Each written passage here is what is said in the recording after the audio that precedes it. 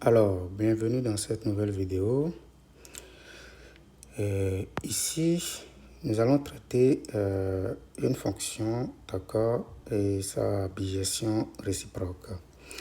L'objectif ici, c'est de pouvoir dériver une fonction, d'accord, une bijection réciproque sans connaître explicitement, d'accord, la bijection réciproque.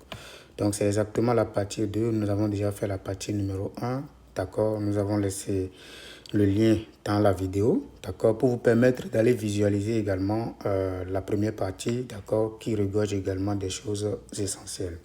Donc ici, on vous donne une fonction définie d'un intervalle dans un autre, d'accord, définie par cette affaire-là. On vous demande ici de démontrer que f admet une bijection réciproque. F admet une bijection réciproque, qu'est-ce que ça signifie? Ça veut dire que f est bijective, c'est tout.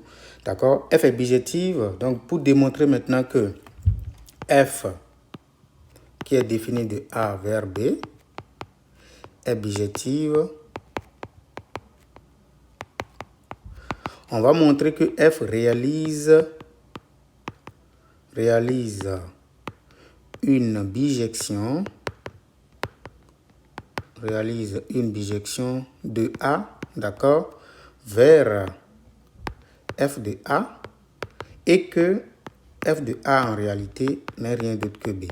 Voilà, c'est ce que nous allons faire dans cet exercice. Donc dans la première question, nous allons montrer que f réalise une bijection de A, d'accord, vers f de A, d'accord, et ensuite on montre que f de A en réalité n'est rien d'autre que l'espace d'arrivée de notre fonction. Comment montrer qu'une fonction réalise une bijection d'un intervalle vers son image?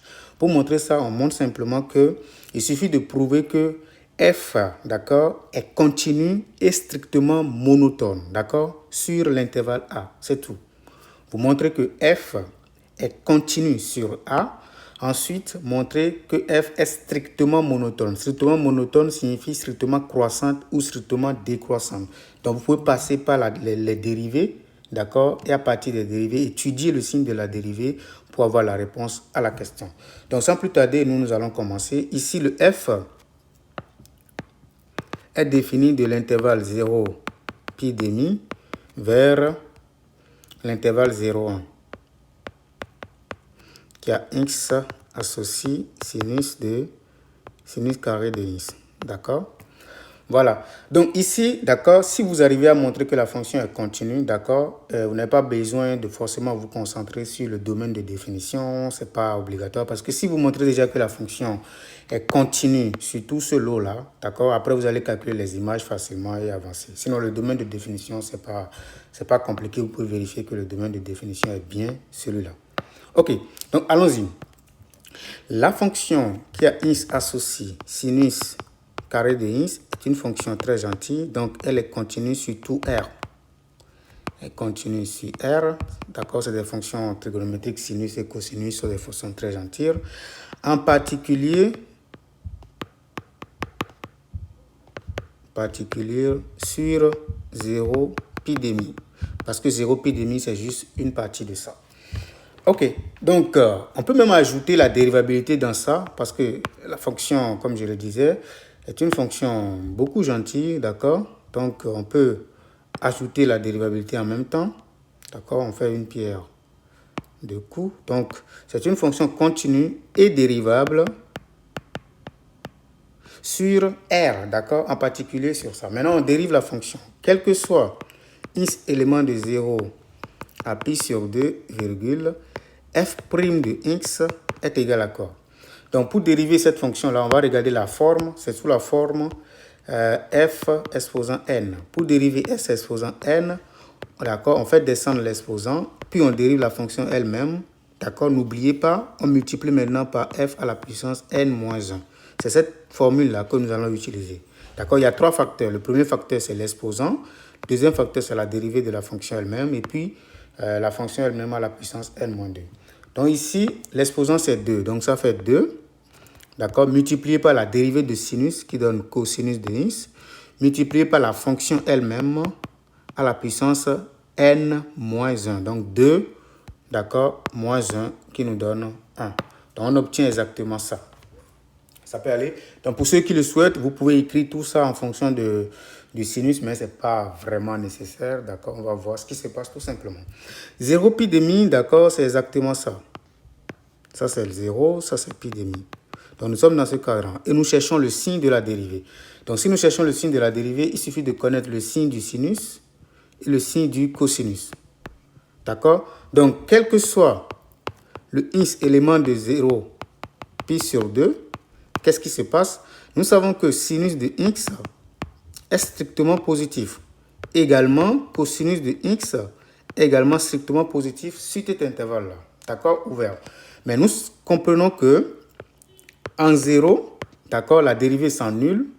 Donc, si vous voulez, je peux juste rajouter ça. Donc, quel que soit le x élément de 0 pi demi ouvert, ce qui se passe, c'est que la dérivée est strictement positive. Vous comprenez, parce que vous avez le produit de deux fonctions. Ça, c'est la première, ça, c'est la deuxième. Ça, c'est positif, ça aussi, c'est positif. Donc, le produit est positif. Et puis 2, ça fait positif. D'accord? Deuxième information, c'est que f', maintenant, j'évalue, d'accord, au niveau des bornes, maintenant, ce qui se passe. Donc, f' de 0, c'est la même chose que f' de pi demi, c'est égal à 0. Pourquoi? Parce que f' de 0, d'accord, s'annule au niveau du sinus. Et f' de pi demi s'annule exactement au niveau de cosinus. Donc, le produit va être 0 à tout moment. Donc, f' de 0 donne 0. Ainsi, f est strictement croissante, d'accord, sur l'intervalle 0 pi demi. Bon, certains vont être choqués. Pourquoi on a la stricte monotonie sur l'ouvert et puis on écrit fermé. D'accord? C'est pas un problème. D'accord? Si vous avez la stricte monotonie sur l'ouvert, d'accord, vous pouvez conclure que c'est strictement croissant sur le fermé. Il n'y a pas de souci pour ça, c'est un résultat. D'accord? Ok. Donc, c'est fini. Donc, nous avons montré que f est continu sur l'intervalle 0 pi demi est strictement monotone, d'accord? Continu et strictement monotone. Est strictement monotone sur l'intervalle 0 pi demi, d'accord? Alors, f réalise une bijection, d'accord, de 0 pi demi vers f de 0 pi sur 2, comme je l'ai dit tantôt, d'accord? On vient de faire la première partie, d'accord? Maintenant, on va montrer que f de l'image, d'accord, n'est rien d'autre que l'espace d'arrivée de notre fonction. Et puisque la fonction est continue, on va maintenant calculer f de, pardon, est strictement croissante. F de 0 pi demi n'est pas difficile. Ça fait exactement f de 0, parce que la fonction est strictement croissante, donc il faut commencer par f de 0, d'accord? Et puis, f de pi demi. Vous voyez, si on avait les intervalles ouverts, on allait parler juste de la limite, d'accord? Et donc, f de 0, c'est quoi? On remplace le 0 dans la fonction, d'accord? Si on met 0 ici, f de 0, ça fait 0, parce que sinus de 0, c'est 0. F de pi demi, ça fait 1, parce que sinus de pi demi, c'est 1. D'accord? Ce qui nous donne 0, 1. D'accord? Qui n'est rien d'autre que l'espace d'arrivée. D'accord? L'espace d'arrivée de la fonction f. D'où f est bijective. D'accord? Et admet donc une bijection réciproque. Et admet donc une bijection réciproque, d'accord, qu'on note ici de point f-1. Mais n'oubliez pas, f-1 est défini de l'espace 0, 1 vers l'espace 0 pi demi. La question 2. J'ai pris autre chose. La question 2, ici, on nous demande, donc je vais faire une copie de tout ça.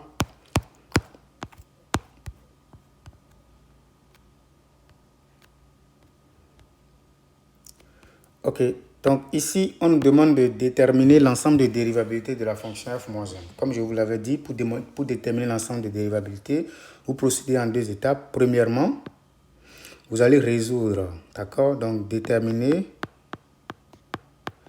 les solutions, d'accord, dans l'ensemble d'arrivée de f de l'équation f' de x égale à 0. Vous allez commencer par déterminer toutes les solutions de cette équation dans l'ensemble de départ. Deuxièmement, vous allez calculer si vous trouvez f de a, f de b, f de c. Vous allez simplement dire que l'ensemble de dérivabilité, ce n'est rien d'autre que l'espace d'arrivée de la fonction, donc b, privé de f de ces solutions-là, d'accord? Donc f de x tel que f' de x égale à 0. Donc vous allez juste prendre les solutions que vous avez trouvées ici, vous calculez leurs images et vous les privez dans l'ensemble d'arrivée. D'accord? Ok, on va le faire rapidement. C'est quoi f' de x pour nous? F' de x est 2 sinus de x fois cosinus de x. D'accord? Maintenant, nous sommes sur l'intervalle 0, pi demi. Et nous savons que f' de x est égal à 0 si et seulement si, on l'a déjà prouvé même, x est 0 ou x est pi demi. On l'a déjà fait en haut ici. Si vous vous souvenez, c'est ça ici. À part ça, sur l'intervalle en question, ça ne s'annule plus. D'accord, on l'a déjà prouvé que c'est strictement positif. Ok, puisque nous avons maintenant les deux solutions qui sont 0 et pi demi, nous allons calculer leurs images. F de 0, c'est quoi? C'est égal à 0. Et f', pardon, et f de pi demi, c'est quoi? C'est exactement 1. Donc, l'ensemble de dérivabilité, d'où l'ensemble de dérivabilité de f-1, c'est exactement E égale l'intervalle 0, 1 privé de ces deux histoires-là. De tel calcul que ce que vous avez obtenu ici. Là. Donc privé de 0 et puis 1. Voilà, donc ça donne exactement ouvert en 0, ouvert en 1. Ça, c'est l'ensemble de dérivabilité. Maintenant, on va dériver la fonction. Pour dériver la fonction, comment dériver maintenant f-1' de x? D'accord? Pour dériver, qu'est-ce qu'on fait? On commence, première étape, on calcule f' de x en fonction de f de x. C'est la clé. Si vous réussissez ça, c'est fini. En fonction de f de x. Et puis c'est tout. Donc nous allons attaquer notre f de x. F' de x, c'est quoi? Ce n'est rien d'autre que 2 sinus de x cosinus de x. Mais le f de x, c'est quoi? C'est le sinus au carré de x. Voilà. Donc, ça veut dire quoi ici concrètement? Nous sommes dans l'intervalle, n'oubliez pas, 0 pi demi. D'accord. Nous allons exprimer en quelque sorte le f' de x en fonction de f de x. C'est-à-dire le sinus, quand je prends f de x, c'est égal à sinus au carré de x. Donc, ça veut dire que quoi? Ça, c'est égal à sinus de x, le tout au carré. Ça veut dire quoi? Que sinus de x est égal à la racine carrée de f de x. D'accord? Car ici, nous savons que le sinus de x est supérieur ou égal à 0. Ok, donc f' de x alors est égal à 2. Il ne faut pas oublier les choses. Hein? 2 multiplié par ça. Or, le sinus de x, c'est la racine carrée de f de x. D'accord? Donc, 2 racine carrée de f de x fois le cosinus de x. Or, c'est quoi cosinus de x? Cosinus de x, c'est exactement la racine carrée de 1 moins sinus au carré de x. Vous comprenez? Parce que sinus carré de x plus cosinus carré de x est égal à 1. Donc, cosinus de x est la racine carrée de 1 moins sinus carré de x parce que le cosinus également est positif ici. Si c'était négatif, on allait mettre moins ici. D'accord? Mais c'est positif dans ce cas. Ok, ainsi, notre f' de x devient quoi? 2 racine carrée de f de x. D'accord? Racine carrée de 1 moins f de x. Parce que sinus carré de x n'est rien d'autre que f de x. D'accord? Ok, maintenant on évolue. C'est quoi maintenant la dérivée de f moins 1' de x maintenant? C'est égal à 1 sur f' de f moins 1 de x. Mais quand on fait f' appliqué, d'accord? Regardez très bien. Si on fait le f' de ins appliqué à f moins 1 de ins, ça nous donne quoi? Ça nous donne 2, d'accord, racine carrée de. Donc, quand on fait f2, f' de ins, parce qu'il ne faut pas oublier, on doit remplacer le ins par tout ça, Donc, si on remplace ici le ins et le ins, comme les fonctions réciproques ont une belle propriété qui dit que f de f moins 1 de n'importe quoi donne n'importe quoi. Vous voyez? Donc, ça donne t. Donc, si on fait f' de f moins 1 de ins, ça nous donne ici 2 racines carrées de x, d'accord? Racine carrée de 1 moins x. Voilà.